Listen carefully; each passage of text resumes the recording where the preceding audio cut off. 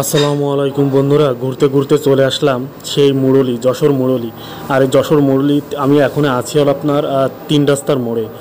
তিন রাস্তার মোড় বলতেই আপনার যশোর চাষড়ার দিকে একটা রোড চলে গেছে, ঢাকা, তারপরে আপনার নড়াইলি রোড দিকে একটা রোড চলে গেছে, আর খুলনার দিকে একটা রোড চলে গেছে। আর ওই ওই সাইডে যে রোডটা দেখা যাচ্ছে সামনের দিকে, ওইটা চলে গেছে কিন্তু আপনার গদখালি, ভুমরা বর্ডার, সব কিন্তু ওই রোডেই চলে গেছে। ঠিক আছে, মানে টোটালে মনে করেন যে এই রোডটা খুব ব্যস্ততম একটা রোড বললেই বলা যায়। আর বাংলাদেশের ভিতরে সবচেয়ে বেশি মানে গাড়ি চলাচল করে মনে কিন্তু আপনার এই রোডেই, এই যশোর হাইওয়ে রোডে। যশোর বলেন, খুলনা বলেন, এই রোডটি কিন্তু আপনার সব জায়গায় কিন্তু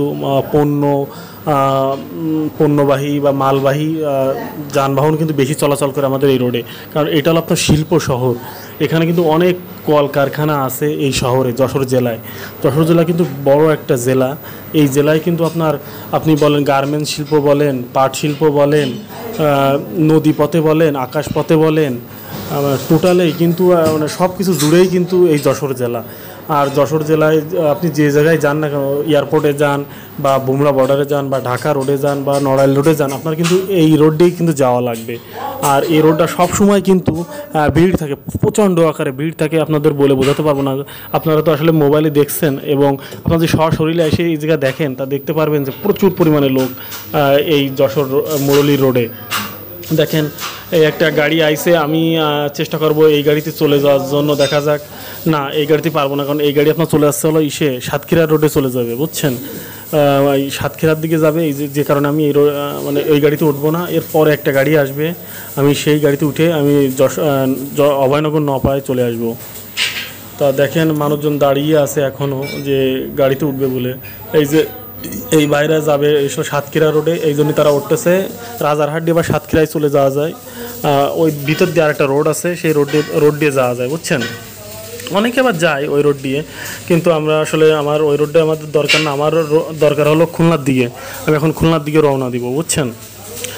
তা আসলে আর এই আমার হাতের ডান পাশে কিন্তু দেখেন রোডের কাজ চলছে, ভাইরা খুবই দ্রুত কাজ করছেন রোডের কাজ। কারণ এই রোড যদি ঠিক না হয় দ্রুত, আসলে মানুষের মানে যাতায়াতের অনেক কষ্ট হয়। আসলে যারা এক জায়গা থেকে আরেক জায়গায় যাতায়াত করেন, আসলে তারাই খুব ভালো জানেন, আসলে খুবই কষ্ট হয়ে যায়। আর দ্বিতীয় কথা হলো আপনার এই রোডটা যদি মানে পরিপূর্ণ কমপ্লিট না থাকে, আসলে মানুষের খুবই কষ্টকর হয়ে যাবে। যাক, রাস্তার যারা কাজ করছেন তারা খুব দ্রুতই কাজ করছেন, ইনশাল্লাহ খুব দ্রুত হয়ে যাবে রাস্তার কাজ। আমরাও ভালোভাবে পৌঁছে যেতে পারবো যশোরে, খুব দ্রুত গন্তব্যস্থানে পৌঁছে যেতে পারবো এই ব্যস্ততম রোডে। তা বন্ধুরা, আর যদি আপনারা কেউ যদি যশোরে আসতে চান, অবশ্যই আসতে পারেন।